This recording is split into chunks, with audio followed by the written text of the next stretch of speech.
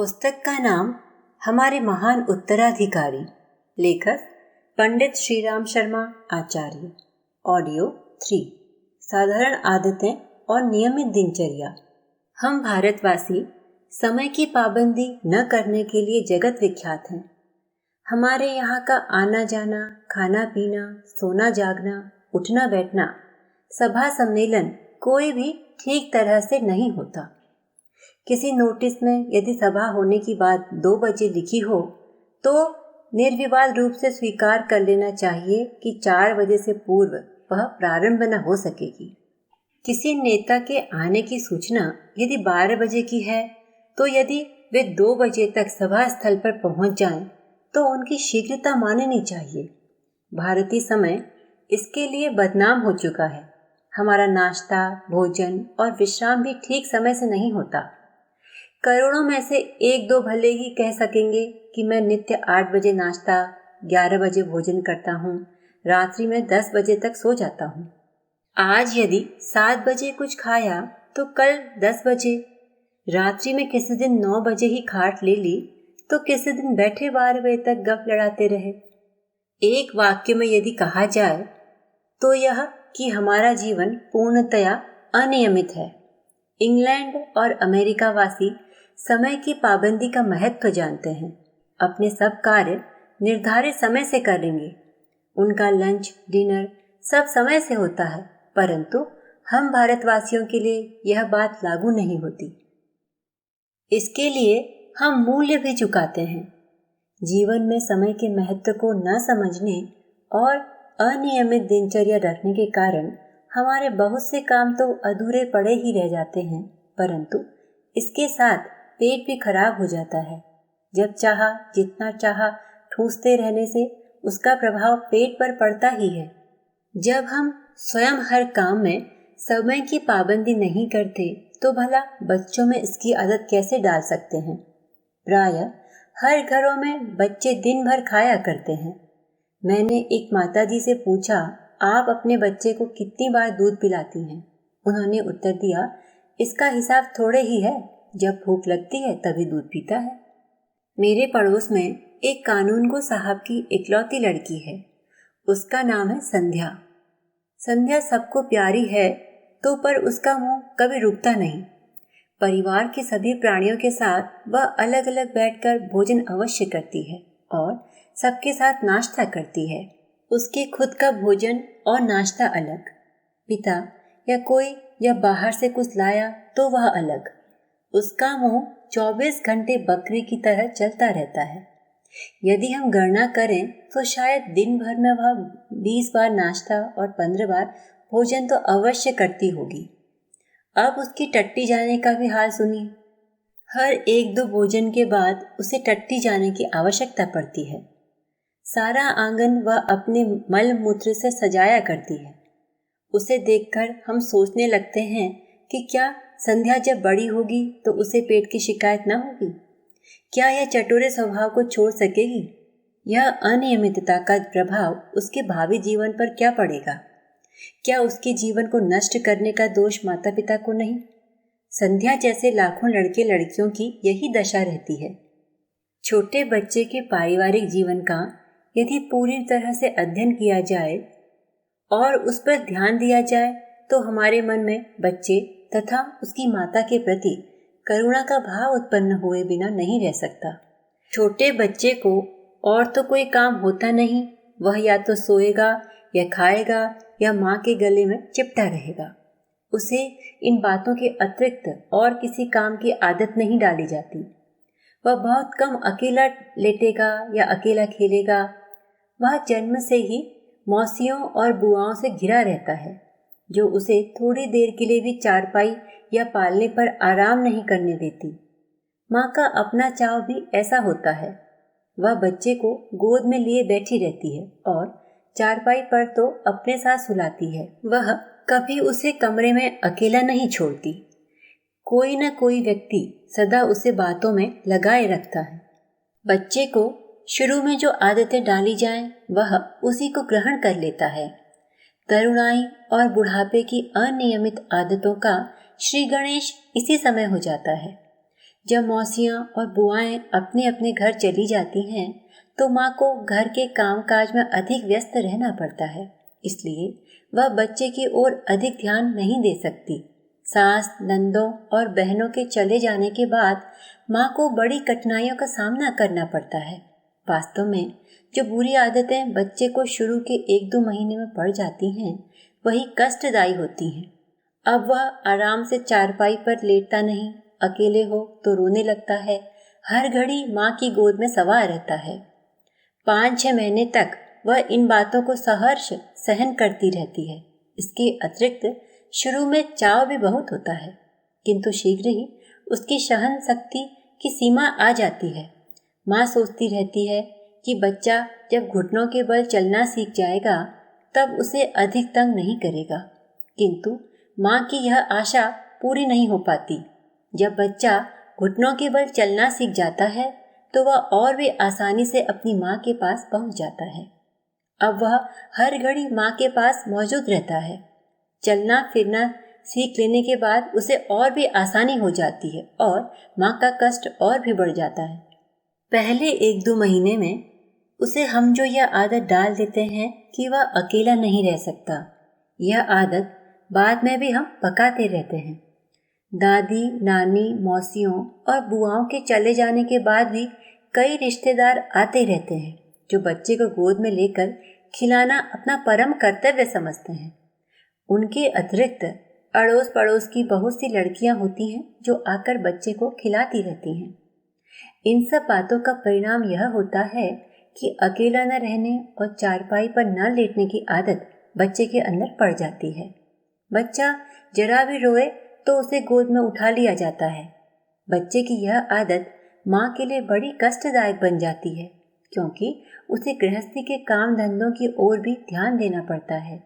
बच्चा यदि अपनी कोई बात मनवाना चाहे तो रोने लगता है। रोना उसके लिए एक हथियार का काम कर देता है, जिसकी सहायता से वह अपनी मनमानी पूरी करा सकता है। माँ चाहे थोड़ी देर तक उसकी परवाह न करे, किंतु अंततः पीछा छुड़वाने के लिए बच्चे के हट के सामने सिर झुकाना ही पड़ता है।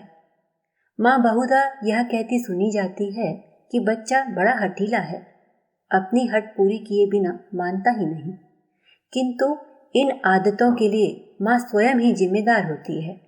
जब वह छोटा था तो ममता के कारण उसे लेटने या रोने नहीं दिया, या छोटा होने के कारण उस पर तरस आ गया, किंतु इसका परिणाम यह हुआ कि बच्चे की ऐसी आदतें पड़ गईं जो अब नाराज होने, धमकाने या मारने पीटने से भी नहीं छूट सकती। जिस चाव के साथ हम अपने बच्चे की प्रतीक्षा करते हैं, यदि उतने ही चाव के साथ हम उसके जीवन को सीधे मार्ग पर चलाने का प्रयास करें तो वह हमारे लिए इस तरह संकट का कारण न बने।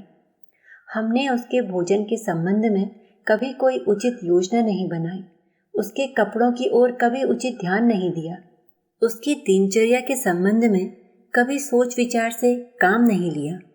बच्चे के माता पिता ने कभी ठंडे दिल से यह सोचने का प्रयत्न नहीं किया कि उनके बच्चे की भलाई किस बात में है। पिता अपने कर्तव्य की इतिश्री इतने में समझता है कि वह रुपया कमाकर ले आए और जो कुछ बच्चे की माँ कहे वह बाजार से खरीद कर ला दे।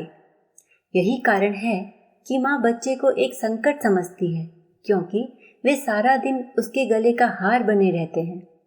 उसका हाथ बटाने वाला कोई नहीं होता। जब बच्चा होता है तो पिता उसके लिए खिलौने लाता है, किंतु जब बच्चा थोड़ा बड़ा हो जाता है तो पिता उसे धमकाने भी लगता है और कभी कभी बच्चे को पिता की मार भी खानी पड़ती है। जब माँ बच्चे को स्वयं सीधा नहीं कर पाती तो वह उसकी सारी शिकायतें उसके पिता से करती है। पिता उसके लिए एक हवा बन जाता है, जिससे वह सदा भयभीत रहने लगता है। हम बच्चों की बातों को अपने ही दृष्टिकोण और नाप मानों से जांचते रहते हैं। हम यह भूल जाते हैं कि हमारे अंदर भी बचपन में वही इच्छाएं उत्पन्न हुआ करती थी जो अब हमारे बच्चों में उत्पन्न हो रही हैं। इस समस्या का हल यह है कि बच्चे की इच्छाओं को बचपन के नाप मान से नापा जाए और सदा बच्चों के व्यक्तित्व और भलाई को सामने रखा जाए। निसंदेह हमें बच्चे को साफ सुथरा रखना चाहिए, किंतु हमें उससे यह आशा नहीं रखनी चाहिए कि वह सदा कुर्सियों पर बैठा रहे और नीचे फर्श पर उतरकर अपने कपड़े गंदे न करे। इसी तरह हमारी यह इच्छा होती है कि बच्चे हमें तंग न करें, किंतु इसका यह अर्थ नहीं होता कि हम उनकी आवश्यकताओं और इच्छाओं की बिल्कुल परवाह न करें। यह ठीक है कि रोने वाला बच्चा हमें परेशान करेगा, किंतु हमें यह न भूलना चाहिए कि केवल बीमार बच्चा ही सदा चुपचाप रह सकता है। हम चाहते हैं कि बच्चा हमारे कामों में हस्तक्षेप न करे और हम आराम के साथ अपने कामों में लगे रहें, किंतु यह तभी हो सकता है जब उन्हें व्यस्त रखने का कोई उचित प्रबंध कर दें। छोटे बच्चे के लिए दूध पीना या सोए रहना यही तो काम नहीं है। उसके विकास के लिए कई और चीज़ों की आवश्यकता होती है। उसके लिए कोई काम जुटाना हमारा कर्तव्य है। बच्चे केवल घर में ही तंग नहीं करते, वे बाहर भी मंदिरों में, जलसों में, रेल या मोटर यात्रा आदि में तथा अन्य जगहों में भी तंग करते रहते हैं। इसका कारण केवल यही होता है कि हम उन्हें न तो घर में व्यस्त रख सकते हैं और न ही हम उन्हें ठीक ढंग से बाहर ले जाना जानते हैं। यदि तुम शुरू से ही यह आदत डाल दो कि वह दिन में कुछ घंटे माँ के बिना रह सके, तो बाद में हम उसे कई तरीकों से बहला सकते हैं। वह खिलौनों से खेल सकता है, अपनी आयु वाले साथियों के साथ खेल सकता है, चारपाई पर भी थोड़ी देर के लिए अकेला लेटा रह सकता है, किंतु बच्चे के लिए खुली और साफ सुथरी जगह का होना नितांत आवश्यक है। उसके साथ खेलने वाले उसके समवयस्क होने चाहिए। खिलौने ऐसे होने चाहिए जो उसकी आयु, उसके मानसिक स्तर तथा उसकी तबीयत के अनुकूल हों। दिनचर्या। नियमित दिनचर्या बच्चे तथा उसकी माँ दोनों के हक में सुविधाजनक और आवश्यक है। आरंभ में जब बच्चा बोलना नहीं जानता, उसकी आवश्यकताओं को समझने एवं दैनिक क्रियाओं को यथा समय करने का आदी बनाने के लिए यह आवश्यक है कि बच्चे के सोने, जागने, खाने पीने तथा खेलने कूदने का समय निश्चित हो। अभ्यास के समय बच्चा नियमित दिनचर्या का ऐसा आदी हो जाता है कि उसे यथा समय नींद आती है, खाने पीने के समय उसका पेट भूख से कुलबुला उठता है, सोकर उठने के बाद वह खेलने और बाहर जाने के लिए उतावला रहता है और पाचन क्रिया भी यथा समय भोजन हजम करने का काम कर नियमित समय पर मल रूप में निरर्थक वस्तु बाहर फेंकती है। नींद। आरंभ में बच्चा 20-21 घंटे सोता है। कमजोर बच्चों को स्वस्थ बच्चों से अधिक नींद की आवश्यकता होती है। आरंभ में केवल दूध पिलाने या स्नान के समय ही बच्चे को उठाएं, पर बच्चे को थपथपाकर या झुलाकर सोने की आदत न डालें। पलंग पर लिटा देने के बाद मसहरी गिरा दें, ठंडक हो तो छाती पर उड़ा दें, परंतु इतना अवश्य ध्यान दें कि बच्चे के कमरे में हवा आने जाने का पूरा प्रबंध हो। 3-4 मास के बाद आपको बच्चे की नींद का समय बांधने में आसानी होगी। वह रात्रि के 8 बजे से प्रातःकाल 6 बजे तक, पश्चात सुबह की हवाखोरी के बाद 8 से लेकर 9 बजे तक और दोपहर में 12 बजे स्नान करके दूध पीकर 3-4 घंटे तक सो सकेगा। उसकी नींद का ध्यान रखकर आप उसके दूध पिलाने का समय बांधें। प्रातःकाल 6:30 बजे सोकर जब बच्चा उठे तो पहली बार उसे सुस्कार लें। अभ्यास से टट्टी पेशाब का समय बच जाएगा। कुछ देर उसे पलंग पर खेलने दें, फिर उसका मुंह साफ करके कपड़े बदलकर कुछ देर के लिए बाहर पास के बगीचे में घुमाने अवश्य ले जाएं। साथ ही साथ आपकी भी हवाखोरी हो जाएगी। अगर ले जाने की सुविधा नहीं है तो किसी खिड़की के सामने उसका पलंग कर दें, जहां प्रातःकाल की हवा और थोड़ी बहुत सूरज की किरणें भी उस पर पड़ सकें। खेलते खेलते बच्चा कुछ समय के बाद आप ही सो जाएगा। इस प्रकार आपको सुबह का काम पूरा करने को 2 घंटे अवकाश मिल जाएगा। बच्चा का पालना पास के कमरे में ऐसी जगह हो जहां से उसकी आवाज आपको झट सुनाई दे जाए। अन्यथा अकेला बच्चा रोकर सहम जाता है और एकांत तथा अंधेरे में डरने लगता है।